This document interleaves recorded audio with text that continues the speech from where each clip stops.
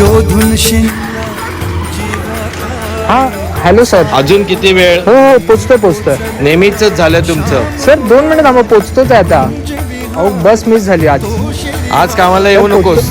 भेटल का वाट मला त्या गाभाऱ्याची आज कोणी तरी दावाल का